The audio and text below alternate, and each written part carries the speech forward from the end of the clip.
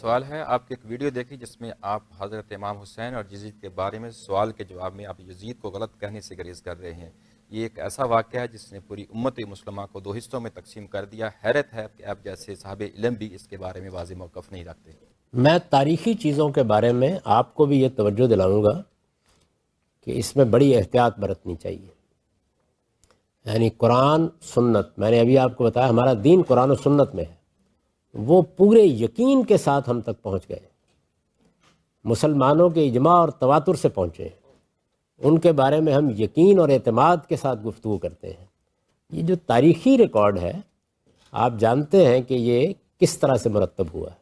یعنی کم و بیش میں نے آپ کو بتایا ہے کہ 80 سال تک رسول اللہ صلی اللہ علیہ وسلم کے بعد کوئی باقاعدہ مورخ نہیں ہے جس نے تاریخی تحقیق کر کے کوئی کتاب لکھی ہو۔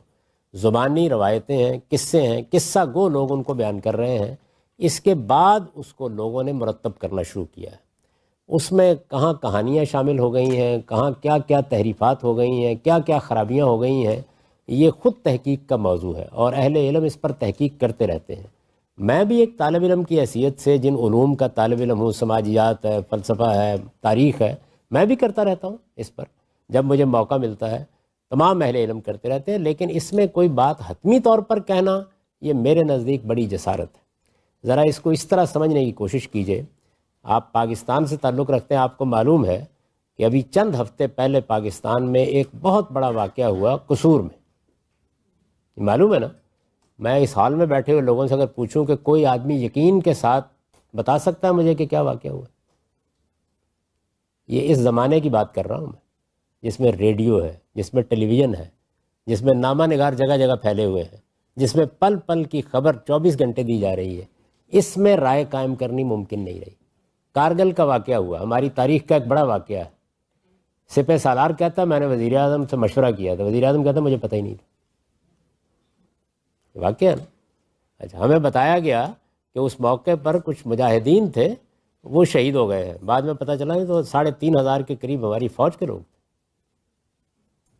تو یہ تاریخی واقعات ایسے نہیں ہوتے کہ ان کے بارے میں حتمی رائے قائم کی جا سکے۔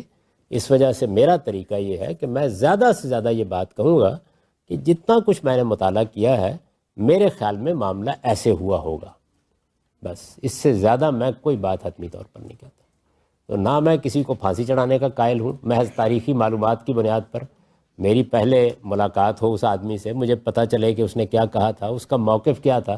مجھے تو قرآن مجید نے یہ تعلیم دی ہے کہ اگر کسی مسلمان پر تہمت لگا دی جائے تو اس کے کردار کو، اس کی سیرت کو سامنے رکھ کر تمہیں رائے قائم کرنی چاہیے، اور یہ کہہ دینا چاہیے کہ سبحانہ کا ھذا بہتان و عظیم، کہ میں اس کی تائید کرنے کے لیے تیار نہیں ہوں۔ تو اس لیے میں خاص سیدنا حسین رضی اللہ عنہ کے بارے میں کوئی بات کروں، سیدنا علی رضی اللہ عنہ کے بارے میں کوئی بات کروں، ہمیشہ اسی لب و لہجے میں کرتا ہوں کہ جو واقعات موجود ہیں وہ بس اس طرح ہیں، ان سے بظاہر ایسے لگتا ہے کہ یوں ہوا ہوگا، اس سے زیادہ میں کوئی کمنٹ نہیں کرتا۔